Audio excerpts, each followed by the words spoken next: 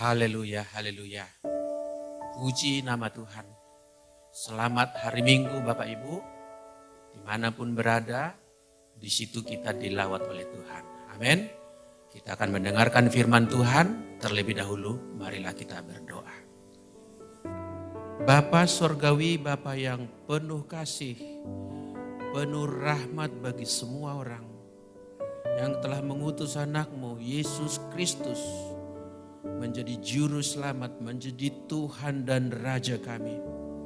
Mari Engkau hadir mengurapi kami. Lewat pemberitaan firman ini, kami mendengarkan Tuhan berbicara kepada kami. Layakkan kami menerima berkat-Mu pada saat kami mendengarkannya. Di dalam nama Tuhan Yesus Kristus, kami berdoa, kami bersyukur. Haleluya. Amin. Saudaraku yang dikasihi oleh Tuhan, firman yang akan saya sampaikan pada kesempatan ini, saya berikan judul doa, iman, dan kerendahan hati. Doa, iman, dan kerendahan hati. Untuk itu kita akan membaca bagian dari firman Tuhan, kitab Lukas pasal 18 ayat 1, kemudian nanti ayat 8, kemudian ayat 9 sampai 14. Kita baca secara berturut-turut Lukas pasal 18 ayat 1, demikian firman Tuhan. Yesus mengatakan suatu perumpamaan kepada mereka untuk menegaskan bahwa mereka harus selalu berdoa dengan tidak jemu-jemu. Dengan tidak jemu-jemu. Lalu ayat 2 sampai ayat seterusnya Bapak Ibu, Yesus menyampaikan sebuah perumpamaan, yaitu seorang janda yang tinggal di suatu kota datang menemui hakim penguasa kota itu untuk satu pokok permintaan. Mula-mula hakim itu tidak meladeni dia, tapi dia terus datang, terus menginginkan, terus menyampaikan permohonannya. Pada akhirnya si hakim penguasa kota tadi menuruti dan mengabulkan permintaan janda tadi. Kita lanjut ayat yang ke-8. Ayat ke-8 Yesus berkata demikian. Aku berkata kepadamu, ia akan segera membenarkan mereka. Akan tetapi, ini kita beri perhatian. Akan tetapi, jika anak manusia itu datang, adakah ia mendapati iman di bumi? Saudaraku dikasihi oleh Tuhan, ketika Yesus kelak datang pada hari kedatangan yang kedua, yang dicarinya adalah adakah orang yang sungguh-sungguh beriman. Bukan lagi sekedar banyak enggak orang yang berdoa kepadaku, tapi dia mencari orang yang beriman. Bagi Yesus lebih penting menemukan iman ketimbang banyaknya doa yang dinaikkan.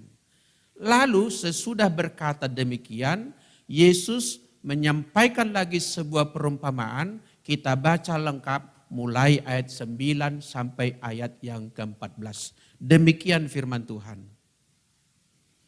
Alkitab kita bahasa Indonesia diberikan judul perumpamaan tentang orang Farisi dengan pemungut cukai. Demikian firman-Nya. Dan kepada beberapa orang yang menganggap dirinya benar dan memandang rendah semua orang lain. Perhatikan, Yesus berbicara kepada orang-orang yang menganggap dirinya benar sambil memandang rendah semua orang lain. Yesus menyampaikan perumpamaan ini. Ada dua orang pergi ke bait Allah untuk berdoa. Yang seorang adalah Farisi dan yang lain pemungut cukai.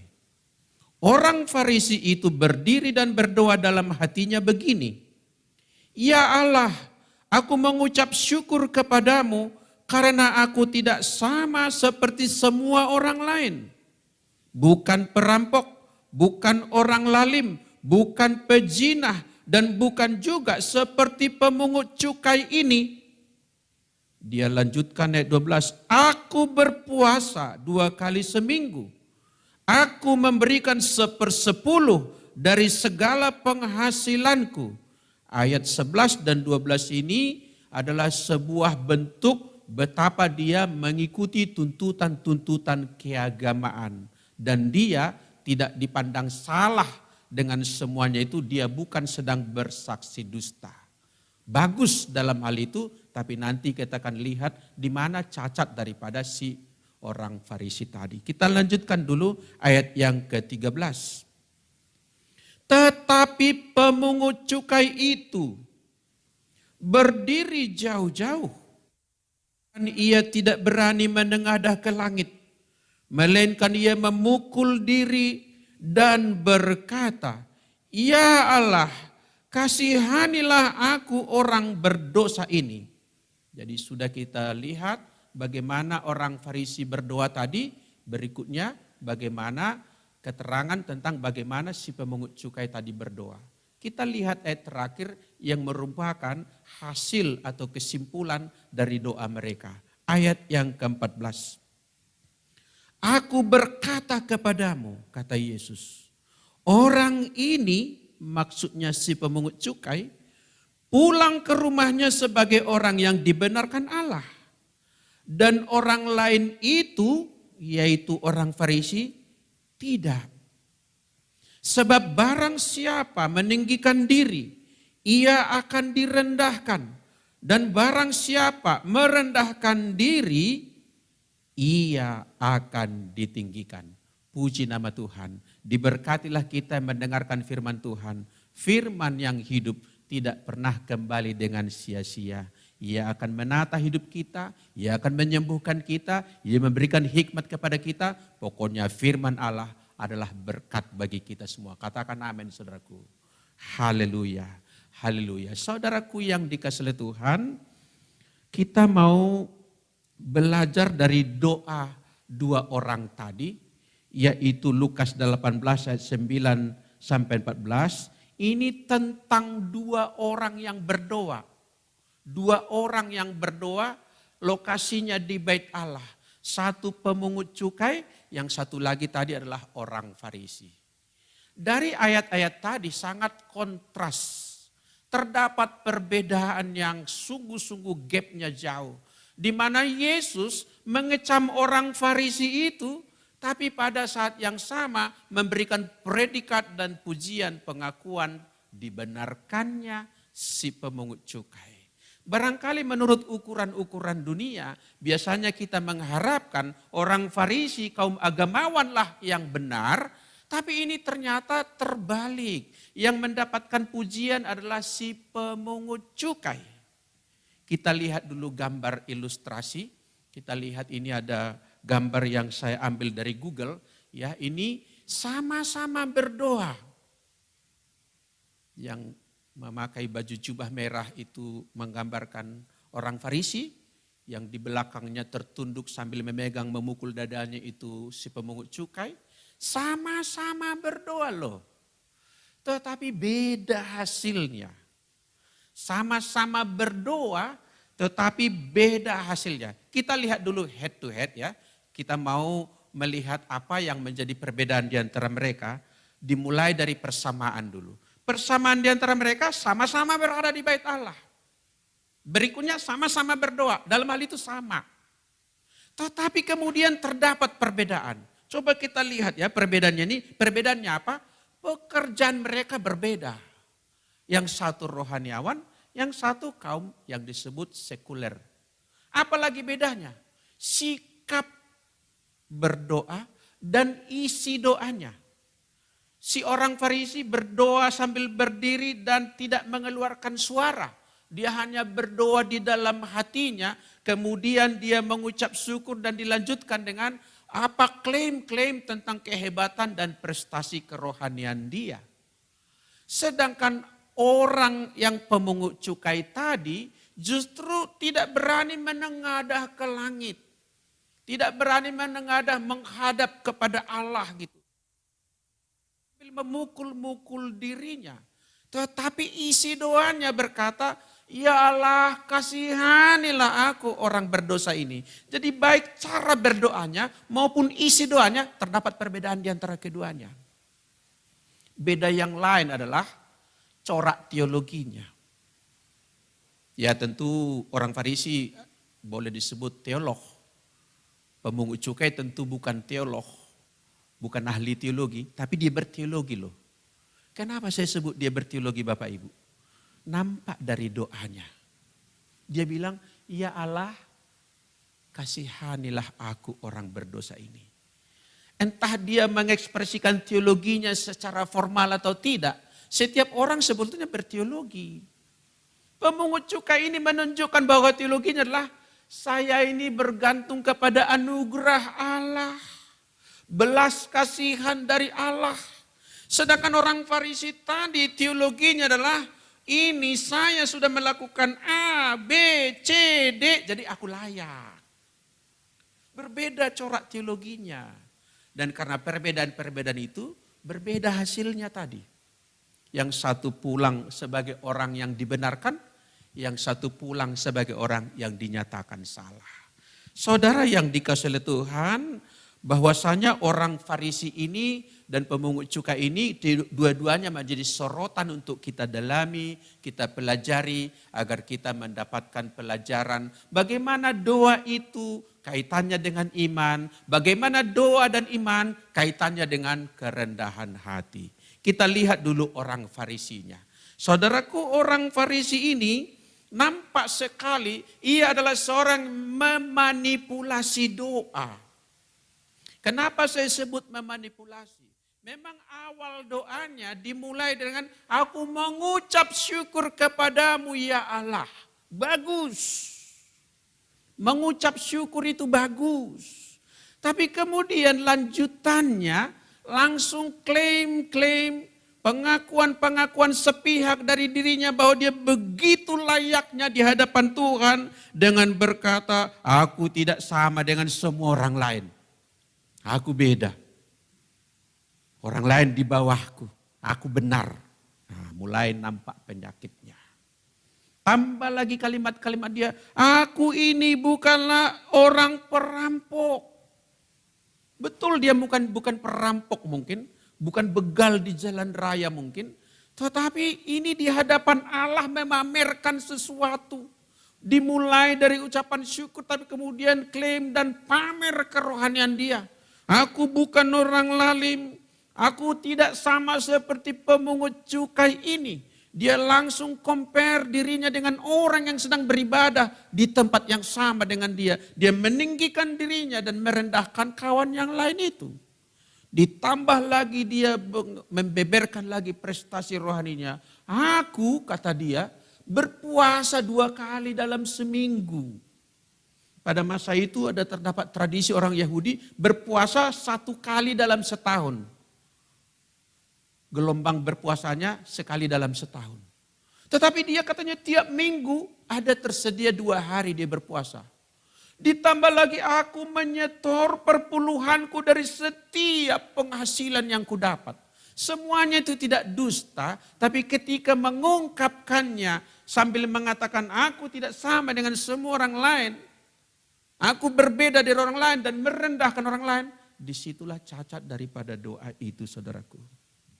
Bapak Ibu, kita perlu waspada terhadap kesombongan, termasuk kesombongan rohani. Kesombongan bisa diidap oleh siapa saja. Bisa melanda seseorang siapapun dia. Siapapun dia, profesi apapun dia. Bapak Ibu, politisi ada nggak sombong? Ada.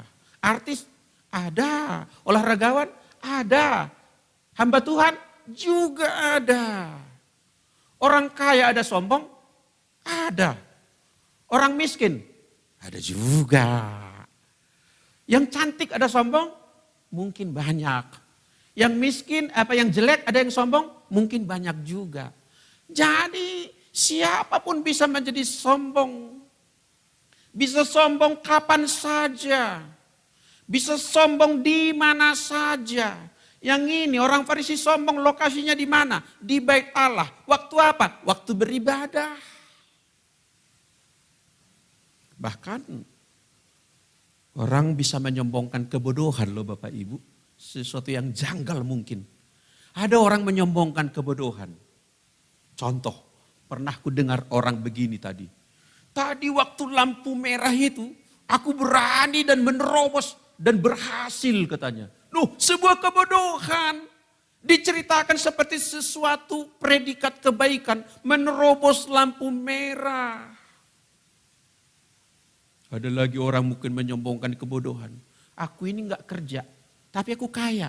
Mana bisa orang kaya tidak kerja? Menyombongkan kemalasan, menyombongkan kebodohan. Sebetulnya aku enggak belajar, tapi nilaiku A.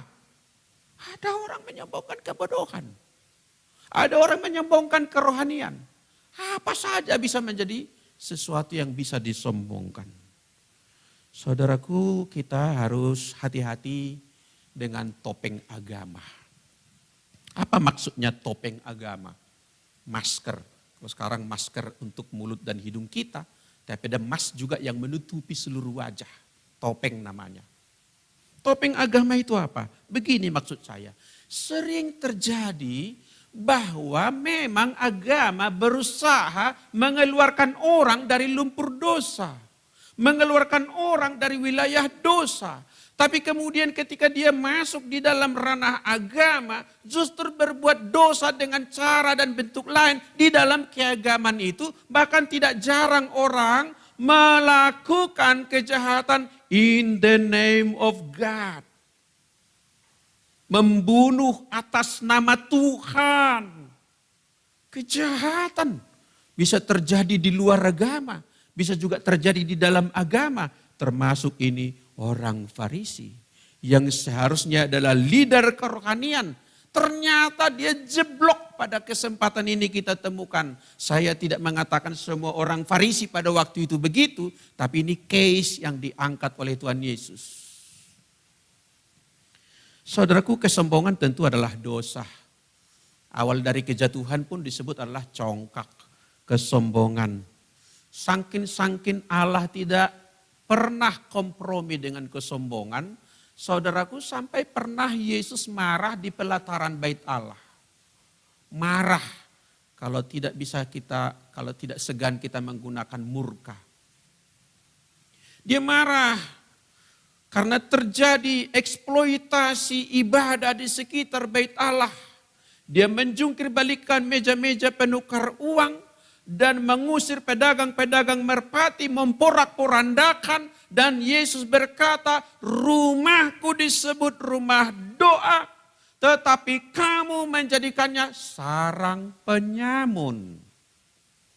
Saudaraku, ternyata pada waktu itu bait Allah yang di dalamnya banyak orang-orang yang berkecimpung dalam ritual dan keagamaan, Yesus marah dan menyebut ini sarang penyamun. Aktivitas keagamaannya hebat, giat beragama, ketat menjalankan ritual, termasuk tadi orang Farisi berpuasa, berpersepuluhan, tidak orang lalim, bukan orang penjina, bukanlah perampok dan lain sebagainya. Tetapi bersamaan dengan itu pada waktu itu Yesus melihat sampai kedalaman orang kebanyakan di bait Allah. Ternyata mereka giat beragama, bersamaan dengan itu cinta uang dan miskin kasih. Saudaraku, keagamaan tidak menjadi cap bahwa seorang berkenan di hadapan Allah. Betul, agama adalah seperangkat aturan, seperangkat kegiatan keagamaan, tapi itu tidak menjadi serta-merta cap seseorang itu berkenan di hadapan Allah. Tragis, seringkali orang yang mendalami keagamaan justru jauh daripada tujuan agama itu sendiri. Saya terperangah, saudaraku, ketika menemukan fakta-fakta di dalam Alkitab. Ternyata Yesus sering duduk dengan pemungut cukai. Orang-orang berdosa. Yesus duduk semeja dengan mereka, bercakap-cakap, bahkan makan bersama. Yang bagi para rabi-rabi waktu itu merupakan sesuatu yang dianggap cemar. Dia mau berjumpa dengan orang yang dianggap najis secara fisik gitu. Bahkan dalam satu kesempatan Yesus justru memilih untuk mampir di rumahnya Sakeus. Apa pekerjaan Sakeus? Kepala pemungut cukai. Yang waktu itu fenomenanya mereka adalah orang-orang yang menghisap dan merampok rakyat karena harus menyetor pajak yang tinggi kepada pemerintahan penjajah Romawi. Tapi Yesus justru memilih, aku mau mampir di rumahmu. Yesus mungkin butuh waktu untuk istirahat sejenak dan untuk bersosialisasi. Dia memilih lokasinya di rumah si Sakeus dan bukan di rumah salah seorang kaum agamawan di kota itu atau tokoh pemimpin di situ. Saudaraku, nilai-nilai yang diperhatikan oleh Yesus berbeda dengan dunia ini. Kepada Nabi Samuel Allah bersabda, Samuel, manusia melihat apa yang di depan mata, tetapi Tuhan melihat hati. Saudaraku, mungkin di luar yang terhormat adalah orang Farisi itu, tapi di mata Yesus justru si Sakeus yang dipilih untuk menjadi tempat dia mampir pada waktu itu. Saudaraku, tentu saja kita tidak menuruti ini bahwa ini keadaan yang harus terjadi pukul rata bagi semuanya. Enggak, kita tidak juga sedang mengagungkan profesi pemungut cukai sekarang. Bukan, yang mau disorot di sinilah pribadinya apapun pekerjaannya. Amin saudaraku, supaya kita tidak favoritisme pekerjaan. Sebab saudaraku, kalau sampai kita jatuh pada pengertian seperti itu, kita gagal menangkap daripada maksud pengajaran pada kesempatan ini. Saya mau sampaikan lebih lanjut Bapak Ibu, awas jebakan kesombongan rohani yang bisa seperti bunglon. Kita tahu bunglon ya, bunglon itu bisa berubah rupa sesuai dengan lokasi di mana dia berada. Bunglon itu bisa berubah warna. Saudaraku, kesombongan-kesombongan bisa juga berupa merasa ritual adalah sesuatu yang patut dibanggakan. Merasa ritual adalah sesuatu yang patut dibanggakan dan mungkin merasa sesuatu yang patut diancungi jempol dengan tata ibadah, dengan suasana ibadah yang mungkin menjadi pusat kebanggaan. Itu bisa tipis bedanya. Kata istilah orang beda-beda tipis. Sedang beribadah kepada Allah atau show off. Sedang mengekspresikan eksistensi diri. Berikutnya, jebakan bunglon itu bisa berupa merasa level kerohanian lain daripada orang lain. Berbeda daripada yang lain seperti orang Farisi tadi. Merasa lebih rohani dari orang lain. Ada juga orang merasa karunianya lebih utama daripada karunia orang lain. Saudaraku, ada banyak karunia-karunia Roh Kudus diberikan orang ciptaan baru atau lahir baru.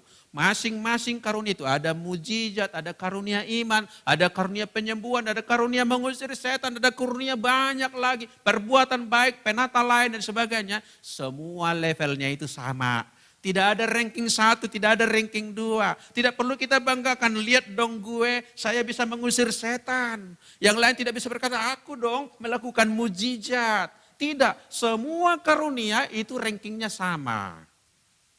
Tak perlu diperbandingkan satu dengan yang lainnya. Kesombongan rohani bisa juga berbunglon ria dia istilah saya. Menjadi bunglon menyamar dia dalam bentuk seperti nampak mulia. Tapi sebetulnya tidak. Ada orang yang membanggakan denominasi teologinya, aliran teologi kamilah yang benar. Aliran teologi orang lain kurang benar atau tidak benar atau bahkan sesat. Ini pun hati-hati saudaraku.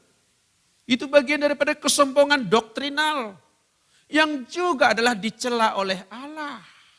Harusnya kalau kita tahu kebenaran, bukannya kita merendahkan yang lain. Mari kita membagi, mari kita sharing, mari kita saling mengisi satu dengan yang lain. Saudara yang dikasihi oleh Tuhan, selain merasa teologinya benar yang lain salah, kadangkala juga kesombongan rohani bisa nampak atau bermanifestasi dalam bentuk begini.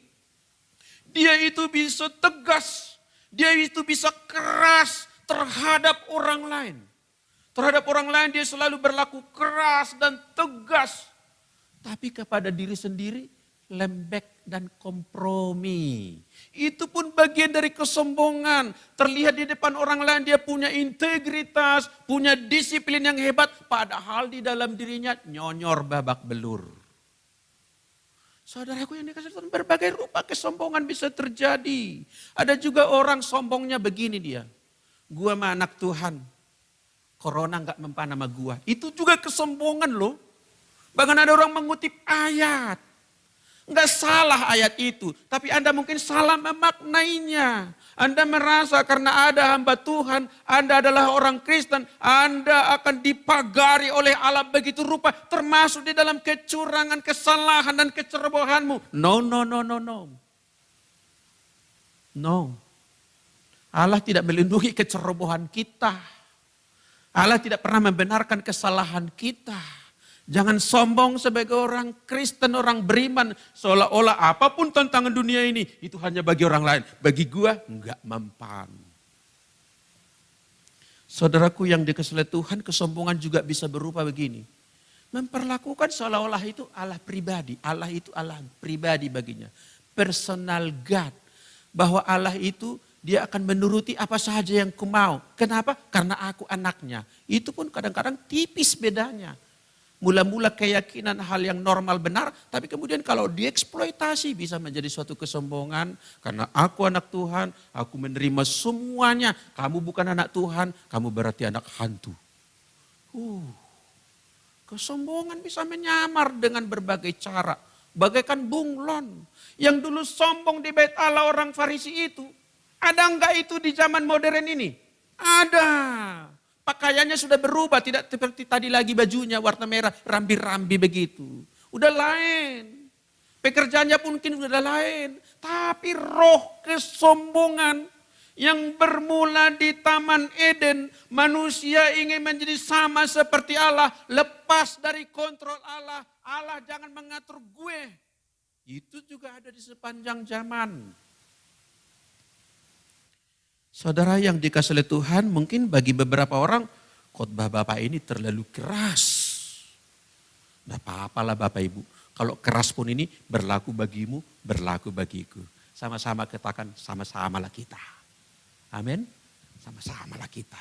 Firman itu pedang bermata dua, kena kepadamu, kena kepadaku juga. Jadi sama kita. Tak usah merasa seperti hakimi dari mimbar gereja kami ini. Ada amin Bapak Ibu. Haleluya. Kita lanjut saudaraku. Allah menentang orang yang congkak. Saudaraku itu jelas ya dalam 1 Petrus 5 ayat 5. Dan Yakobus pasal 4 ayat 6. 2 kali dikutip oleh penulis perjanjian baru. Bunyinya sama. Yaitu 1 Petrus 5 ayat 5 dan Yakobus pasal 4 ayat 6 sama bunyinya. Yaitu Allah menentang orang yang congkak. Tetapi mengasihani orang yang rendah hati. Dulu itu begitu ketika firman ini dituliskan. Sekarang pun Allah tetap menentang orang yang congkak. Selama-lamanya demikianlah Allah. Mari kita lanjut melihat kepada pemungut cukai. Saya anggap cukup untuk survei sejenak tentang apa yang menjadi kecacatan daripada seorang Farisi dalam doa dan sikap doanya tadi. Sekarang kita mau melihat hal yang mau kita pelajari juga dari si pemungut cukai yang merendahkan diri di hadapan Allah. Kita ulangi baca ayat 13. Ayat 13 tadi berbunyi demikian. Tetapi pemungut cukai itu berdiri jauh-jauh, bahkan ia tidak berani menengadah ke langit, melainkan ia memukul diri dan berkata, "Ya Allah, kasihanilah aku, orang berdosa ini." Dan kesimpulannya nanti Yesus berkata, orang ini pulang sebagai orang yang dibenarkan. Mengapa Yesus memuji pemungut cukai ini? Mengapa Yesus membenarkan dia? Saudaraku, perlu kita tahu pemungut cukai ini dibenarkan bukan karena pekerjaannya. Gara-gara pekerjaannya pemungut cukai, udah biasa dihindari orang Israel, udah biasa diejek, jadi aku berpihaklah sama dia. Bukan profesinya. Bahkan sebetulnya Bapak Ibu, tidak perlu bagi kita membuat dikotomi. Dikotomi itu membelah dua gitu ya. Dikotomi membelah dua, membeda-bedakan antara pekerjaan yang berhubungan dengan hal kerohanian dengan pekerjaan yang berhubungan dengan hal-hal yang non-rohani. Saudaraku, tidak lebih mulia pekerjaan tertentu di mata Allah. Semua pekerjaan kita, semua profesi kita, sebetulnya Tuhan mau melalui pekerjaan kita itu, melalui profesi kita itu, kita melayani Allah. Amin saudaraku. Yang mengakses ibadah ini, mungkin profesimu petani, yakinkan dirimu, engkau adalah hamba Allah. Pedagang, saudagar, yakinkan dirimu, percaya sungguh engkau hamba Allah. Pak polisi, halo Pak polisi, kalian adalah hamba Allah. Tentara, hamba Allah. Pemerintah, kitab Roma jelas, pemerintah adalah hamba Allah. Semua kita dirindukan oleh Tuhan, melayani Tuhan melalui pekerjaan masing-masing. Tidak semua dipanggil menjadi pendeta seperti kami ini. Ada yang tetap jadi pilot, ada yang tetap jadi pelaut, ada yang menjadi investor, ada yang menjadi bankir, ada yang menjadi berbagai rupa pekerjaan-pekerjaan dan profesi. Tuhan mau kita melayani Dia. Melalui itu Tuhan mau kita mengabdikan diri di dalamnya. Ketika kita melayani atasan kita, ketika kita melayani bawahan kita, ketika kita melayani seperti kami guru melayani muridnya, supir melayani penumpangnya, pedagang melayani pembelinya. Kita sedang dipakai Tuhan. Allah mau memberkati orang-orang itu melalui kita. Amin. Jadi kalau kita posisikan diri kita, saya diutus Tuhan di sini, saya melakukan yang terbaik di sini, kita sedang melayani Allah. Penulis perjanjian baru berkata, apa saja yang kamu perbuat, perbuatlah dengan segenap hatimu seperti untuk Tuhan. Semua yang kita kerjakan seperti Tuhan. Mengasuh anak adalah sebuah pelayanan kepada Tuhan. Melayani orang tua kita sedang melayani Tuhan. Memimpin bangsa negara melayani Tuhan. Pak Jokowi adalah hamba Tuhan. Perangkat-perangkat di sekitarnya semua pejabat itu adalah hamba Allah. Abdiel. Bahasa Arab Abdullah. Abdullah, Abdiel, hamba Allah. Tuhan rindu seluruh rakyat Indonesia menjadi hamba Allah. Tuhan rindu. Tuhan memanggilmu sekarang. Maukah engkau melayani Dia? Dimanapun engkau berada, apapun pekerjaan yang engkau geluti. Tentu tidak mungkinlah kita bertahan pekerjaan perampok. Aku melayani Tuhan sebagai perampok. Ya enggak lah. Jangan terlalu berlebih-lebihan. Nanti pelacur, aku melacurkan diri. Aku sedang bakti bagi Allah. Ya enggak lah coy. Enggak begitu kali. Udah tahu menerjemahkan lah. Ada beberapa pekerjaan yang harus kita tinggalkan. Ada pekerjaan yang terus kita maksimalkan. Di situ kita maksimal bagi Allah. Katakan amin. Wow, Anda keren. Anda telah menangkap pesan Allah. Engkau menerima dirimu hamba Allah. Aku salut kepadamu. Saudaraku, mengapa pemungut cukai ini dibenarkan oleh Yesus? Ia datang di luar jam ibadah normal loh. Kalau orang Saduki datang di luar jam ibadah itu sudah biasa pekerjaan mereka. Tapi pemungut cukai ini mengendap diam-diam datang menelusup ke bait Allah pada jam yang ibadah yang tidak terskedul. Lagi pula dia berdoa di bait Allah. Perhatikan kalimatnya pendek. Ya Allah, kasihanilah aku orang berdosa ini sambil memukul-mukul dirinya dan menunduk. Merasa tidak layak. Dia tidak datang kepada Allah dengan berdoa, Tuhan, naikkanlah jabatanku. Tuhan, tambah-tambahkanlah sesuatu di tanganku. Tuhan, aku memperlebar lumbung-lumbungku. Berikan kepadaku kuasa lebih tinggi. Enggak, itu yang diminta dia.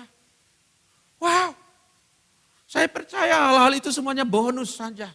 Yesus sudah berkata, carilah dahulu. Apa Bapak Ibu? Kerajaan Allah dan kebenarannya. Dan Yesus berjanji, semua yang lain itu, yang dicari bangsa-bangsa itu, ditambahkan kepadamu. Kebenaran yang kita kejar. Semua yang lain additional. Tambahan-tambahan. Bonus-bonus. Kalau saudara memesan nasi goreng, tentu saudara tidak berharap, udah pesan nasi goreng spesial, harganya pun spesial, tapi yang dihidangkan di meja hanya keripik. Keripik kan hanya tambahan di nasi goreng. Bukan keripik yang utama, menunya di situ. Janganlah kita mengejar sesuatu yang tambahan-tambahan di dunia ini. Main course, menu utama tidak kita nikmati. Sesuatu yang terpenting tidak kita kejar. Sesuatu yang sepele kita mati-matian mengejarnya. Saudaraku, pemungut cukai sih. Pekerjaan dihina orang sih. Tapi lihat dulu orang ini. Ini bukan pemungut cukai biasa. Ini bukan sembarang pemungut cukai. Seorang yang sudah dijamah oleh Tuhan. Ada yang mendorong dia datang beribadah dan berdoa di bait Allah. Dan benar doanya luar biasa. Simpel. Saudaraku, doa bukan doa yang benar, yang besar kuasanya. Doa orang benar, kata kitab Yakobus, sungguh besar kuasanya. Bukan doa yang benar. Orang bisa menghafal doa, orang bisa melantunkan doa yang indah-indah dan benar, tapi ketimbang doa yang benar, kunci utama adalah orangnya benar. Dan pemungut cukai didapati Yesus sebagai orang yang benar. Mari kita coba perbandingkan dengan Mazmur 51. Kita baca satu ayat, Mazmur 51 ayat yang ke-19, demikian firman Tuhan. Korban sembelihan kepada Allah ialah jiwa yang hancur, hati yang patah dan remuk, tidak akan kau pandang hina ya Allah. Kita bisa ke bait Allah pada waktu itu membawa ternak, kambing, domba. Atau dalam gereja modern berbagai macam persembahan. Itu juga ukupan yang menyenangkan hati Tuhan. Tapi ukupan yang lebih menyenangkan Tuhan ialah orang yang datang mempersembahkan ini. Orang yang datang beribadah ini datang dengan jiwa yang mau diremukkan. Terbuka untuk dibentuk oleh Tuhan. Menyesali dosanya, menyesali kegagalannya di hadapan Tuhan. Dan memohonkan Tuhan akan menolong dia seperti pemungut cukai tadi. Sampai-sampai Mazmur berkata, tidak kau pandang hina. Artinya itu berharga di mata Tuhan. Kita lanjut satu ayat Bapak Ibu. Yesaya pasal 57 ayat 15. Demikian firman Tuhan. Tuhan berkata di sana, aku bersemayam di tempat tinggi. Jadi di sorga di tempat tinggi. Dan di tempat kudus. Tetapi perhatikan, juga bersama-sama orang yang remuk dan rendah hati.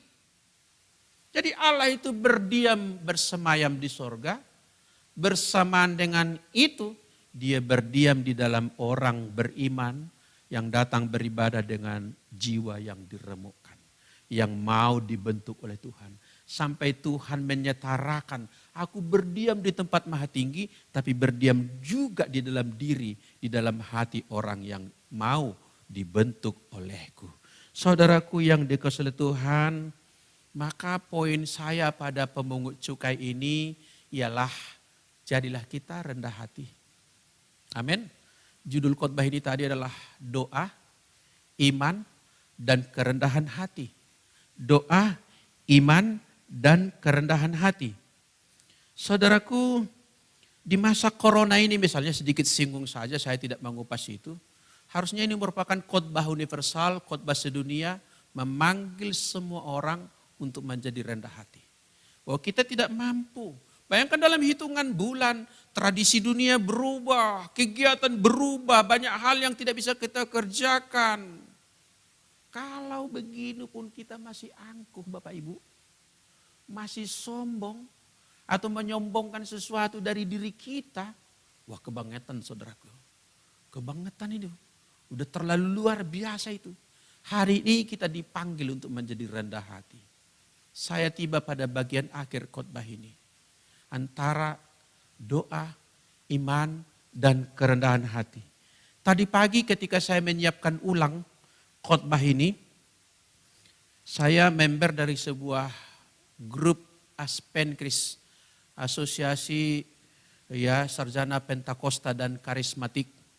Lalu di dalam WAG itu tadi pagi ada seorang member kami, Bung Oyan Simatupang. Halo, barangkali Bung Oyan melihat tayangan sahabatnya ini.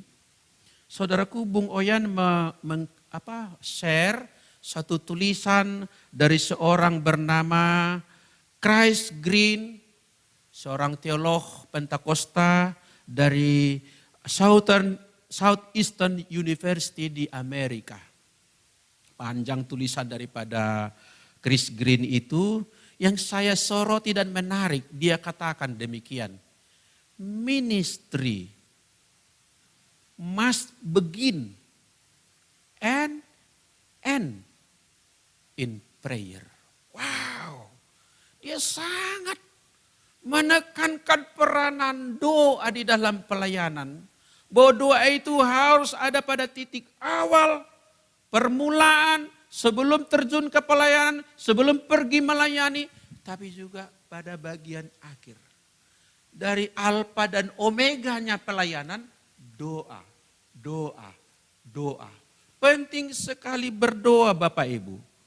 Tetapi begini Bapak Ibu, ini merupakan bold line saya, bagian akhir khotbah ini diperhatikan dengan seksama. Begini, kita harus berdoa dengan tidak jemu-jemu, seperti tadi dikatakan Yesus dalam perumpamaan seorang janda meminta kepada hakim. Kamu harus berdoa dengan tidak jemu-jemu. Betul, kita harus berdoa tidak jemu-jemu. Kita harus terus berdoa. Tetapi doa yang tidak jemu-jemu harus doa yang muncul dan lahir dari iman. Bukan dari kebiasaan, bukan dari peniruan, bukan dari kelatahan, bukan karena memang sedang dijadwalkan untuk berdoa. Tapi setiap doa itu harus lahir dari iman. Pada titik ini, tentang iman ini, maka janganlah kita menjadi seorang seperti Farisi tadi yang memang berdoa, tetapi imannya ternyata tekor karena dia bukannya iman yang benar, melainkan iman yang tersamar. Dia mengklaim kehebatan-kehebatan dirinya sendiri sambil membuat dirinya adalah kriteria benar, ukuran benar, semua yang lain salah. Itu bukan iman yang sebenarnya.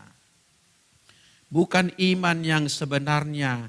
Seorang Farisi tadi merasa seolah karena kesalehannya itu, yaitu sudah berpuasa dan semua tuntutan keagamaan, profesinya juga baik, maka dia merasa otomatislah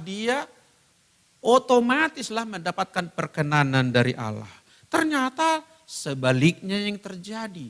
Yesus mengecam dia atas kesalahannya itu. Saudaraku, jadi doa harus lahir dari iman. Iman seperti apa?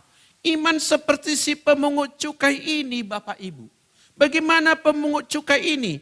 Ia dinyatakan benar oleh Yesus karena ia berdoa dengan merendahkan dirinya di hadapan Allah.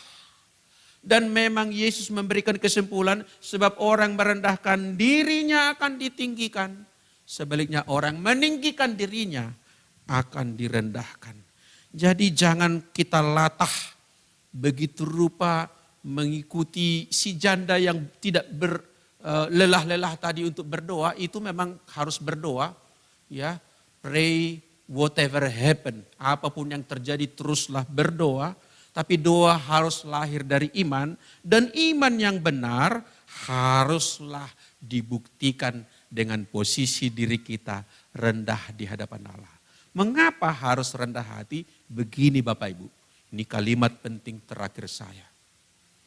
Seberapa hebat pun doamu, seberapa hebat pun imanmu, klaim kesalehan rohanimu yang mungkin enggak salah, kesalehan yang kamu maksud itu. Doamu hebat, imanmu hebat, kesalehanmu hebat, tetapi jangan pernah merasa karena doaku hebat, imanku hebat, otomatis aku dapat mendikte Allah. Allah tetaplah Allah yang berdaulat. Dia lebih tinggi daripada iman kita. Kita boleh beriman, tapi tetap ada ruang kedaulatan Allah. Seperti Yesus berdoa, kalau boleh cawan ini berlalu. Tapi kesimpulan final, bukan kehendakku, kehendakmu lah yang jadi. Rendah hati. Kalau Kristus kita rendah hati, pengikut-pengikutnya semua harus rendah hati. Haleluya. Haleluya.